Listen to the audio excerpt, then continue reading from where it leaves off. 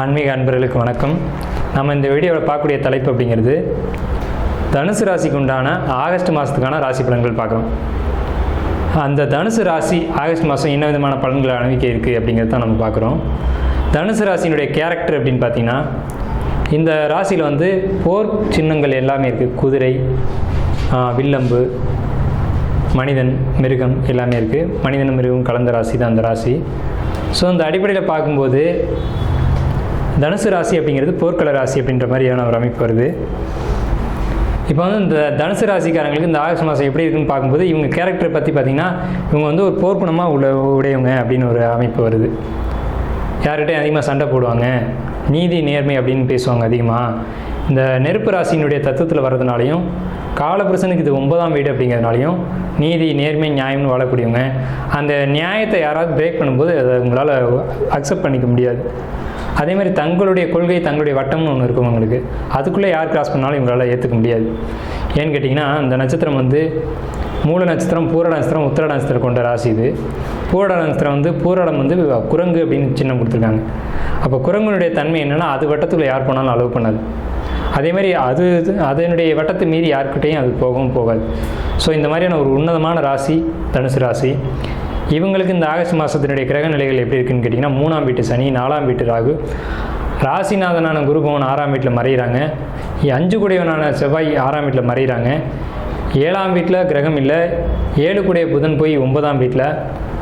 அதே மாதிரி 9 குடையவன் 8ல் மறைஞ்சு 15 நாளைக்கு இருக்காங்க.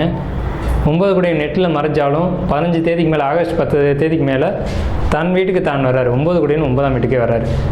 அதே மாதிரி 6 குடையவனும் உங்களுக்கு 9ஆம் வீட்டில், 6, 7 குடையவன் 9ஆம் வீட்டில், 9 குடையவன் 9ல், 10ல் கேது. இதுதான் கிரக நிலையினுடைய அமைப்பு. சரி, இது நல்லதா கெட்டதா? மாத தொடக்கம் கொஞ்சம் கடினமாக இருக்கும். மாதத்தினுடைய 15 தேதிக்கு மேலே 30 தேதி வரைக்கும் ரொம்ப சூப்பராக இருக்கும். இதுதான் தனுசு ராசிக்கு ஒரு வார்த்தையில் சொல்லணும் அப்படின்னா. சரி, என்ன விதத்தில் எப்படின்றதெல்லாம் நம்ம எடுப்போம். தனுசு ராசிக்காரங்களுக்கு கடந்த காலகட்டங்கள் ரொம்ப ஹாப்பியாக இருந்தது.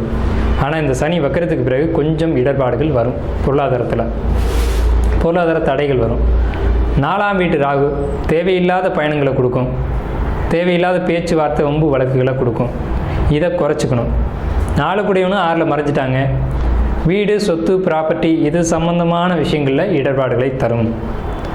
5 குடையவன் 6ல் அப்படின்றதுனால குழந்தைக்காக நீங்கள் சின்ன சின்ன கஷ்டங்களை ஏற்றுக்க வேண்டி வரும். குழந்தைகளால் மன வருத்தங்கள் ஏற்படும். 5 குடையவன் 6ல் அப்படிங்கிறதுனால குழந்தைகள் வழியில் சிக்கல்கள், வம்பு வழக்குகள் இதெல்லாம் உண்டு. அதே மாதிரி 6 குடையவன் 10ஆம் வீட்டு, 6 குடையவன் 9ஆம் வீட்டில் அப்படிங்கிறதுனால இது ஒரு நல்ல விஷயமா தெரியல. ஏன்னா 6ஆம் இடம் போய் 9ல் கனெக்ட் ஆகக்கூடாது. 7 குடையவன் போய் 9ல் இருக்கிறது நல்லது தான். மனைவி கணவன் உறவு நல்லாயிருக்கும். 6ஆம் குடையவன் 9ல் இருந்தாலும் 9 குடையவன் 9ல் ஆட்சி பலம் பெறும்போது எல்லா விதமான பிரச்சனைகளும் உடைக்கப்படும். மாதத்தினுடைய 15ஆம் தேதியை பார்த்தீங்கன்னா சூரியன் சொந்த வீட்டுக்கு போய் ஆட்சி பலம் அடைகிறாரு. ஆவணி 1ஆம் தேதி அன்னைக்கு. அந்த ஆவணி 1ஆம் தேதி அன்னைக்கு தான் எல்லா பிரச்சனையும் சால்வ் ஆகும். அது வரைக்கும் கொஞ்சம் இடர்பாடுகள் போக தான் செய்யும். அந்த சூரியனை சனி பார்க்குறாங்க. அது கொஞ்சம், சூரியன் அப்படிங்கிறது ஆத்மகாரகன் பேர். சனின்றது இருட்டு.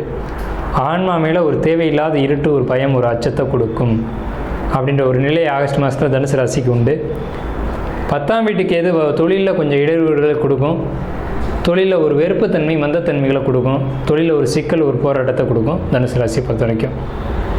இவங்க என்ன செய்யலாம் அப்படின்னா, இந்த நேரத்தில் இவங்க ஒர்க் பண்ணியிருந்தாங்கன்னா, இந்த ஒரு தொழில் பண்ணியிருந்தாங்கன்னா, தொழிலில் இவங்க ஈடுபடாமல் கணவன் மனைவியோ அல்லது மனைவி கணவனையோ ஈடுபடுத்தலாம் இந்த நேரத்தில். அப்படி பண்ணிங்கன்னா அந்த தொழிலில் ஏற்படக்கூடிய பெரிய நஷ்டங்கள் தவிர்க்கப்பட்டு குறைவான கஷ்டங்கள் மட்டும் ஏற்படும், நஷ்டங்கள் மட்டும் ஏற்படும் அப்படின்ற ஒரு தன்மை இருக்குது.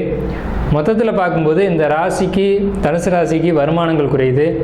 ஒர்க் பண்ணக்கூடியவங்களுக்கு 6ஆம் இடம்னு சொல்லக்கூடிய ஒர்க்குன்னு சொல்லக்கூடிய 6ஆம் வீட்டில் குரு செவ்வாய் இணையிறது, குருமங்கள யோகம் ஏற்படுது. அதனால் ஜாப்புக்கு போகிறவங்களை பற்றி பிரச்சனையே இல்லை. ஒருத்தட்ட அடிமையாக வேலை செய்கிறீங்க அப்படின்னா ரொம்ப சூப்பராக இருக்கும். ஆனால் நீங்கள் சொந்த தொழில் செஞ்சால் தான் கொஞ்சம் சிக்கலாகும். ஆனால் சொந்த தொழில் செஞ்சாலும் குரு பகவான் 10ஆம் வீட்டை பார்த்து அதை சரி பண்ணுறாங்க. அப்படி சரி பண்ணுறதுனால தான் நானே சொல்லியிருக்கேன், அதுக்கு ஒரு ஐடியாவும் கொடுத்துருக்கேன். ஸோ அந்த மாதிரி நீங்கள் பிளான் பண்ணி அதை மாற்றிக்கணும். தொழிலில் பிரச்சனை இருக்கிறது உண்டு தான். குரு பார்த்தா நிவர்த்தி ஆகும். குரு பார்க்க கோடி நன்மைன்னு சொல்லியிருக்காங்க. குரு பார்க்க நிவர்த்தி ஆகும். ஆனால் பிரச்சனை தானே. கேது கொடுக்கக்கூடிய சிக்கல் தான், அதில் மாற்றம் இல்லை. ஆனால் அதை எப்படி நிவர்த்தி பண்ணலாம் அப்படிங்கிற ஒரு விஷயத்தை மட்டும் நம்ம கொடுத்துருக்கோம். சூரியன் வலிமையடைகிறது தான் உங்களுக்கு பெரிய பெரிய பூஸ்ட்டு இந்த மாதத்தில். அதான் ஆவணி 1ஆம் தேதி, ஆகஸ்ட் மாதம் 15ஆம் தேதி. 15ஆம் தேதி அன்றைக்கி ஆட்சி பலம் அடைகிறது. பாகிஸ்தான் வலிமையாக இருந்தால் ஒரு ஜாதத்தையே வந்து முழு யோக ஜாதமாக அறிவிச்சிடலாம். ஸோ அந்த ஒரு நிலை வந்து உங்களுக்கு இந்த மாதத்தில் ஏற்படுது. ஆகஸ்ட் 15ஆம் தேதி அன்னைக்கு சூரியன் ஆட்சி பலம் அடையும் போது உங்களுடைய எல்லா பிரச்சனையும் நிவர்த்தி செய்யப்படும். இருந்தாலும் சனி பகவான் உங்களுக்கு சூரியனை பார்க்குது அப்படின்றதுனால ஆலய வழிபாடுகள் ரொம்ப முக்கியம். குறிப்பாக சிவன் வழிபாடு ரொம்ப முக்கியம். இது வந்து தனுசு ராசி விடாமல் செஞ்சுக்கணும். இது வரைக்கும் நல்லா தானே போயிட்டுருக்கு, இனிமேல் என்ன பாதிப்பு ஏற்படுத்திட போகுது அப்படின்ற ஒரு சிந்தனைகளுக்குள்ளே நீங்கள் போய் சிக்கிடக்கூடாது. என்ன தான் ஒரு பிரச்சனைகள் இருந்தாலும் அதை நிவர்த்தி பண்ண இறைவனால் முடியும். அதே மாதிரி நல்லாவே போயிட்டு இருந்தாலும் திடீர்னு ஒரு சிக்கல்களும் ஏற்படும். அப்போ அந்த சிக்கல் ஏற்படும் போது அதை எப்படி நிவர்த்தி பண்ணிக்கலாம் அப்படின்னா இறை வழிபாடு ஒன்று மட்டும் தான் முழுமையான தீர்வு.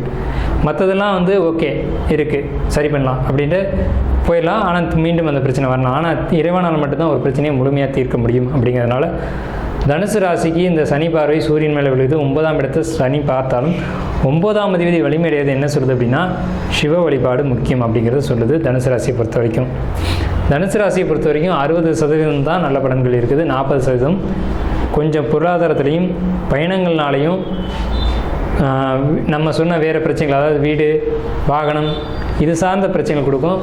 தொழிலில் இடர்பாடுகளை கொடுக்கும். அப்போ வீடு வண்டி வாகனம் இதில் டாக்குமெண்ட் எழுத்து பிரச்சனைகள் இருந்தால் கொஞ்சம் கவனம் செலுத்திக்கோங்க. அதை கொஞ்சம் சரி பண்ணிக்கோங்க. அதை சரி பண்ணுறதுக்கான முயற்சிகளை எடுங்க. 4ஆம் வீட்டில் ராகு இருக்குது அப்படின்னா டாக்குமெண்ட் பிரச்சனை, வீடு யார் பேரில் இருக்குன்னே தெரியாமல் நீங்கள் குடியிருந்துருக்கக்கூடாது. அதில் எழுத்து பிரச்சனை அதே மாதிரி டாக்குமெண்ட் பிரச்சனை வர்றது உறுதி. அதனால் அதை கொஞ்சம் பார்த்து சரி பண்ணிக்கோங்க. ஸோ 60% நல்ல பலன்கள் இருக்குது. 40% மட்டும் கொஞ்சம் டைம் பத்தலை தனுசு ராசிக்கு.